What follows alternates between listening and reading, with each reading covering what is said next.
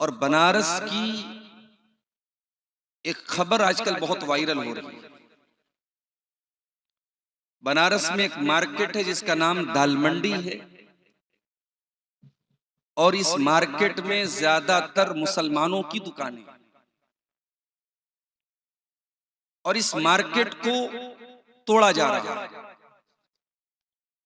और ये कह के तोड़ा जा रहा है कि हमें रास्ते को चौड़ा करना है।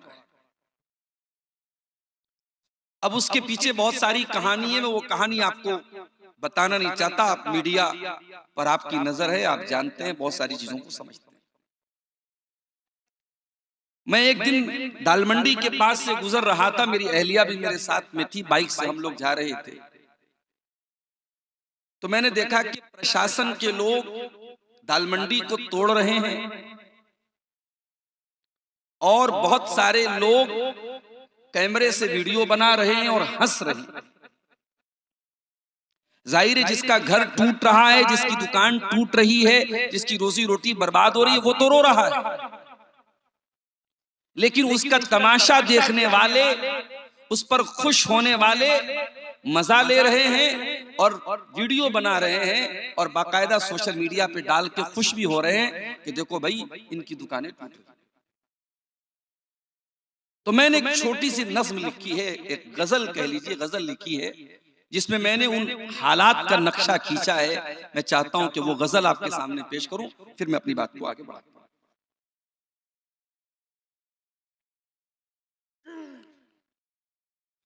किसी का आशियां टूटा, तेरे लब पर हंसी आई।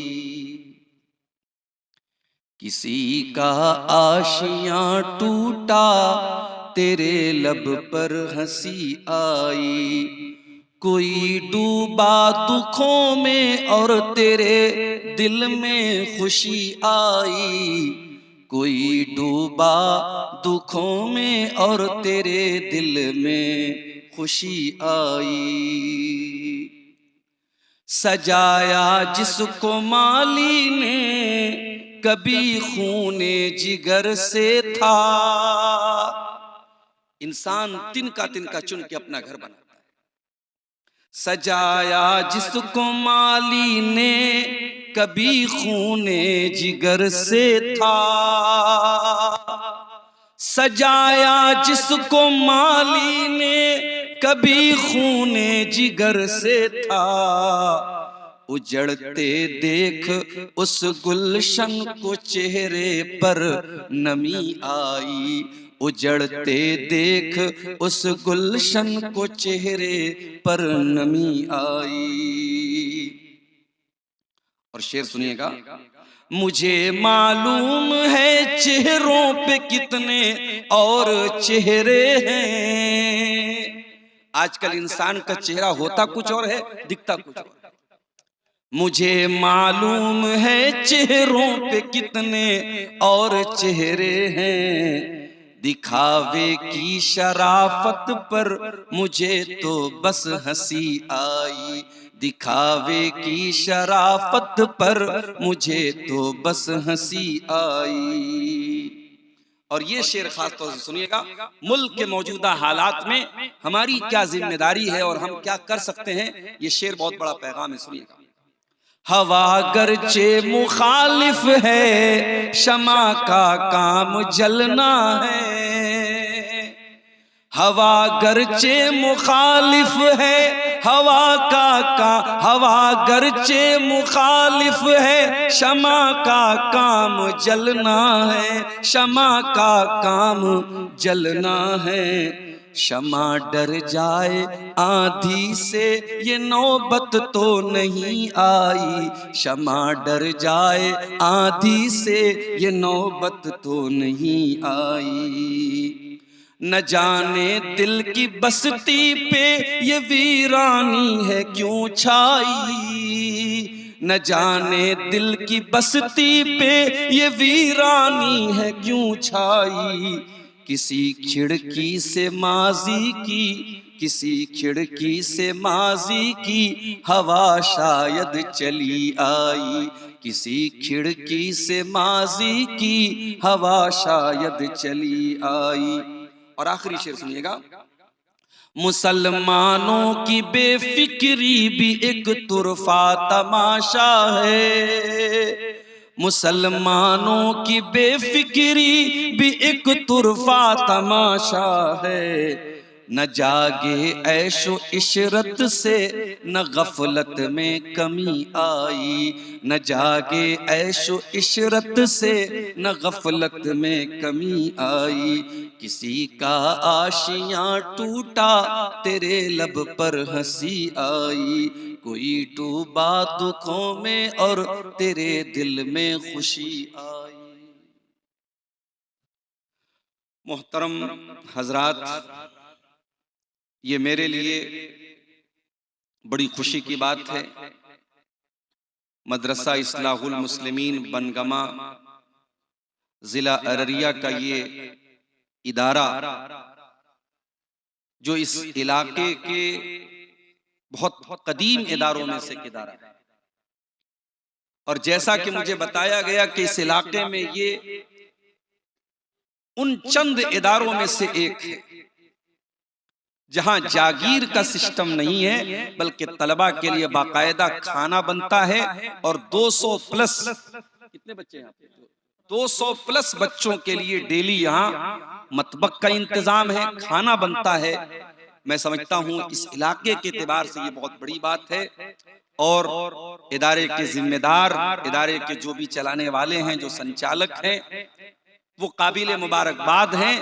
और हम सबको इस तरीके के इदारे जहां से हर साल बच्चे हिफ्ज करके निकल रहे हैं, अरबी की तालीम हासिल कर रहे हैं, और जो इलाके की एक बहुत अहम जरूरत को पूरा कर रहा है, ऐसे इदारों का हम सबको ताउन करना चाहिए। और आप जानते हैं कि इस इलाके का जो रिवाज है कि मदरसे की तरफ से साल में जलसा होता है, और उसी जलसे में मदरसे के लोग ताउन करते हैं। मैं आप सबसे अपील करता हूं, मुझसे पहले बंगाल से जो आलिम दीन आए थे, उन्होंने अपनी बंगला जुबान में जो तकरीर की, उसमें भी उन्होंने कलेक्शन किया, चंदे की अपील की।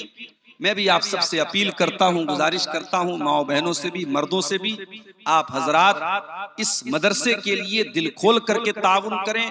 अपने पैसों के जरिए, अपने जेवरात के जरिए, नगद ना हो तो आप स्कैनर लेकर के फोन पे वगैरह के जरिए पेमेंट करें, लेकिन इस तरीके के इदारों को जरूर चलाएं मेरे प्यारे साथियों। हालात बहुत नाजुक हैं, और इस तरीके के मदरसे और इदारे अगर बंद हो गए तो हमारी जो रही सही दीनी बेदारी है, और दीन को लेकर के जो थोड़ी बहुत हमारे समाज में जो शऊर है, जो बेदारी है, जो आप कह सकते हैं जागरूकता है, वो खत्म हो जाएगी। इसलिए इस तरीके के इदारों का जरूर ताउन करें। मेरे भाइयों, मैंने आपके सामने खुतबे मसनूना के बाद कुरान करीम की 2 आयतें पढ़ी। एक आयत कुरान के 14वें पारे की, सूरह नहल की, और एक आयत कुरान के 15वें पारे की, सूरह कहफ की। कल जुमा का दिन है, सूरह कहफ आप पढ़ेंगे तो वो आयत भी आप पढ़ेंगे। मैं चाहता हूं कि बात को आगे बढ़ाने से पहले इन दोनों आयतों का तर्जमा, इनका ट्रांसलेशन, इनका अनुवाद कर दूं, इनकी व्याख्या कर दूं, इनको समझा दूं, फिर बात को आगे बढ़ाऊं। वल्लाहु जअल लकुम मिन अनफुसिकुम अज़वाजा, अल्लाह ताला ने तुम्हारे लिए तुम्हारे ही नफ्स में से तुम्हारी बीवियों को बनाया।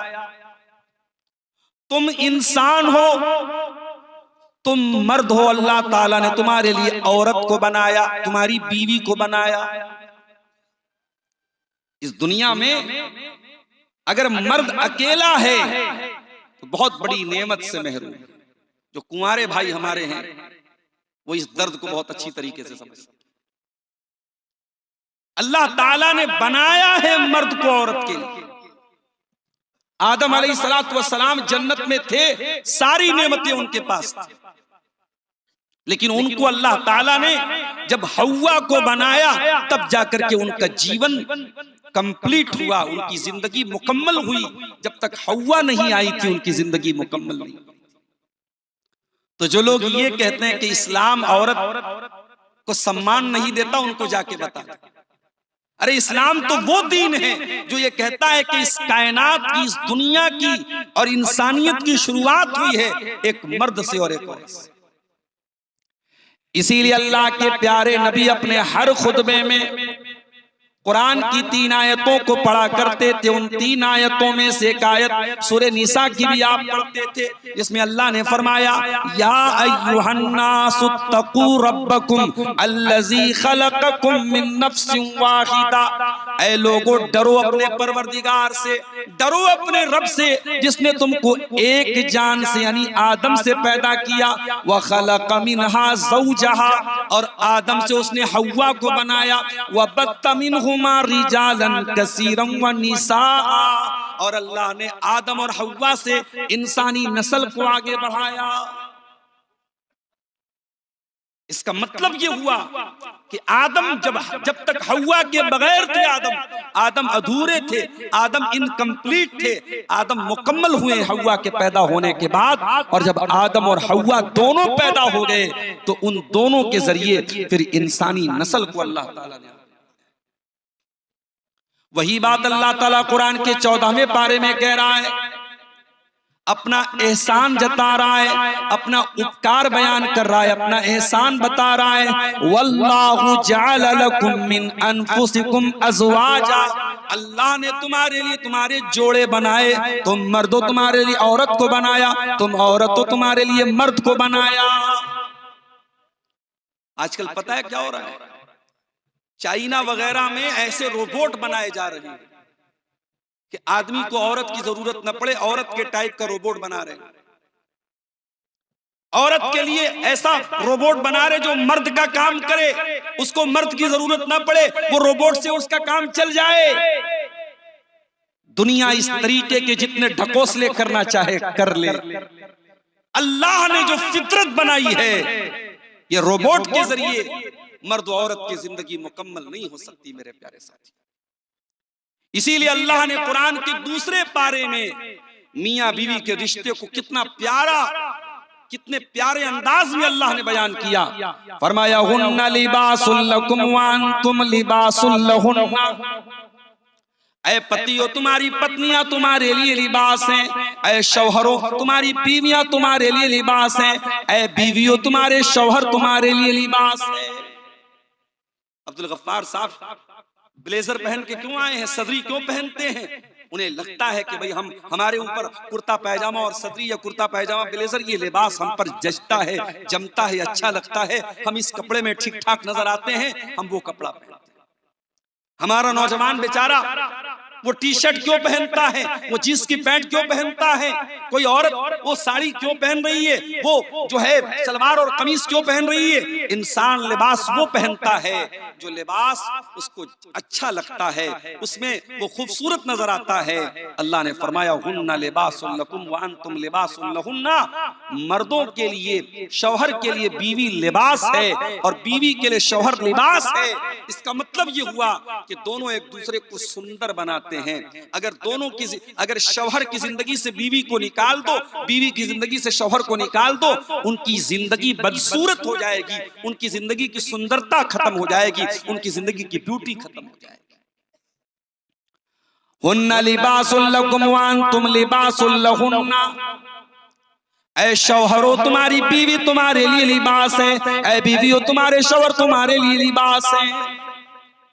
कभी गौर करना मेरे भाइयों, चंद दिनों की शादी के बाद पति पत्नी के बीच में जो प्यार होता है, जो मोहब्बत होती है, सारी जिंदगी माँ बाप के साथ बच्चा रहता है वो मोहब्बत नहीं होती, बहन के साथ भाई रहता है वो मोहब्बत नहीं होती, भाई भाई के साथ रहता है वो मोहब्बत नहीं होती, जो 1 महीने की शादी के बाद हो जाती है। 1 महीना शादी का गुजरता है, लड़का अररिया का रहने वाला है, कटिहार का, सीमांचल का रहने वाला है, उसकी नौकरी लग गई गल्फ में, सऊदी में, कुवैत में, दुबई में नौकरी लग गई। लड़का नौकरी के लिए बाहर जा रहा है, टिकट बन गया, वीजा आ गया, लड़के ने बैग पैक किया। जैसे ही घर के बाहर जाने लगा, उसकी बीवी, जिसको उसके घर में आए सिर्फ 1 महीना हुआ है, बीवी लिपट करके रोने लगती, उतना माँ भी नहीं रोई, उतना भाई भी नहीं रोए, उतना बाप भी नहीं रोया। वो बीवी जो भी 1 महीना हुआ है निकाह करके तेरे घर में आई है, वो बीवी क्यों रो रही है? वो नकली आंसू नहीं बहा रही है, वो झूठे आंसू नहीं बहा रही है, वो सच्चे आंसू बहा रही है। वो क्यों रो रही है? उसके दिल में ये प्रेम कहां से आया, ये प्यार कहां से आया? ये इंस्टाग्राम से नहीं आया, ये स्नैपचैट से नहीं आया, ये व्हाट्सएप से नहीं आया, ये फेसबुक से नहीं आया, ये सोशल मीडिया से नहीं आया, ये किसी हराम तरीके से नहीं आया। ये प्रेम, ये प्यार, ये मोहब्बत जो बीवी के दिल में शौहर का पैदा हुआ है, जो शौहर के दिल में बीवी की पैदा हुई है, ये मोहब्बत अल्लाह ने पैदा की है। हुन्ना लिबासुल लकुम व अंतुम लिबासुल लहुन्ना। औरत, शौहर अपनी बीवी के लिए लिबास है, बीवी अपने शौहर के लिए लिबास है। और अल्लाह ने बड़ी प्यारी बात कही, फरमाया अल्लाह ने तुम्हारे जोड़े तुम ही में से बनाए। इंसान का जोड़ा इंसान से बनाया, मर्द के लिए औरत को बनाया। ऐसा नहीं कि इंसान की शादी जिन्नात से हो जाए। ये कभी कभी जो लोग कहते हैं फला जिन्नात औरत के ऊपर सवार हो गया, औरत को परेशान कर रहा है, 99% वो फ्रॉड होता है, झूठ होता है, लड़की का कहीं और चक्कर होता है और वो ये कहती है जिन्नात मुझे परेशान कर रहा है। कई केस हुए हैं ऐसे, जब उन लड़कियों को धमकाया जाता है और अकेले में जब उनसे पूछताछ की जाती है तब मालूम होता है घर वाले शादी कहीं और कर रहे हैं और उसकी सेटिंग कहीं और वो मामला क्या है? जिन्नात परेशान कर रहा है, जिन्नात परेशान कर रहा है। जिन्नात विन्नात किसी जिन्नात जिन होते हैं दुनिया में, जिन्नात हैं और जिन्नात में भी मेल और फीमेल दोनों होते हैं।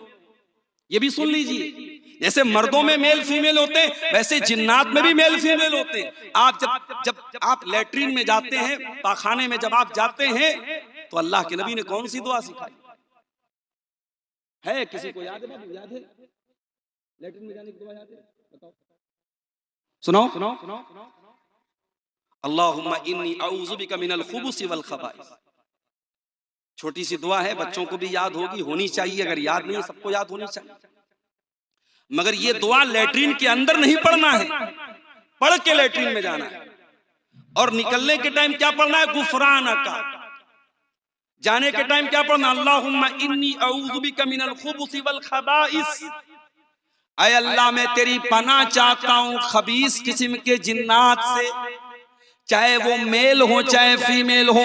खुबुस माने मेल खबीस जिन्नात, खबाइस माने फीमेल खबीस जिन्नात। जिन्नात में अच्छे भी होते भाई, नमाजी भी होते। एक मौलवी साहब बेचारे मस्जिद में रात में सोते थे और जहां पे मुसल्ला रहता था, मेहराब रहती थी, वहीं पे जाके वो सो जाते थे। सुबह उठते थे तो बेचारे देखते थे किनारे पड़े हैं, सोचते थे यार मैं रात में बीच में सोया था, सुबह में किनारे कैसे चला गया। रोजाना होता क्या था कि जिन्नात रात में तहज्जुद पढ़ने आते थे और मौलवी साहब को उठा के किनारे कर देते थे। अब मौलवी साहब बेचारे समझ नहीं पाते थे, वो फिर रोजाना वही सोते थे। तो एक दिन उनकी नींद खुली तो जिन्नात का कोई सरदार था, उसने आया, उसने कहा भाई साहब जगह बदल दो वरना हम तो बहुत मारेंगे तुमको, तुम हमारी नमाज पढ़ने की जगह क्यों लेट। तो डर गए, रात में कौन आ गया मस्जिद के अंदर। तो जिन्नात होते हैं, अच्छे भी होते हैं, नमाजी भी होते हैं, लेकिन जिन्नात में जो खबीस किस्म के जिन्नात होते हैं उनको शैतान कहते हैं। लेकिन जिन्नात के अंदर जो मेल होते हैं और जो फीमेल होते हैं उनका रिलेशन उन्हीं से बनता है। जिन्नात में से कोई मेल इंसानों की फीमेल के साथ रिलेशनशिप नहीं बना सकता, ये सिस्टम ही अल्लाह ने नहीं बनाया। वल्लाहु जअल लकुम मिन अनफुसिकुम अज़वाजा। अल्लाह ने तुम्हारा जोड़ा तुम ही में से बनाया, इंसान का जोड़ा इंसान में से, जिन्नात का जोड़ा जिन्नात में से, जानवर का जोड़ा जानवर में से। एक एहसान तो अल्लाह ने ये किया, हमारा जोड़ा बनाया। अल्लाह ने मेल के लिए फीमेल को बनाया, मर्द के लिए औरत को बनाया, महिला के लिए पुरुष को बनाया, पुरुष के लिए महिला को बनाया। वल्लाहु जअल लकुम मिन अनफुसिकुम अज़वाजा व जअल लकुम मिन अज़वाजिकुम बनीना व हफ़दा। और अल्लाह ताला ने जब तुमको बीवी अता फरमाई, जब तुमने निकाह कर लिया, जब तुमने शादी कर ली, तो तुम्हें तुम्हारी बीवी से अल्लाह ताला ने औलाद दे दी, बनीना बेटे दे दिए, औलाद दे दी, छेले दे दी, मैं दे दी। क्या बोलते छेले और नहीं बोलते ना, तुमको छेला छेली दे दिए, छेले और में दे दिए, लड़का लड़की दे दिए। वह हफदा, और फिर उस औलाद की औलाद दे दी। बेटा अगर है, बेटे की औलाद क्या बोलते हैं शेरशाबादी में? बेटे की औलाद पोता पोती बोलते हैं। कर्नाटक में पौत्रा पौत्री बोलते हैं।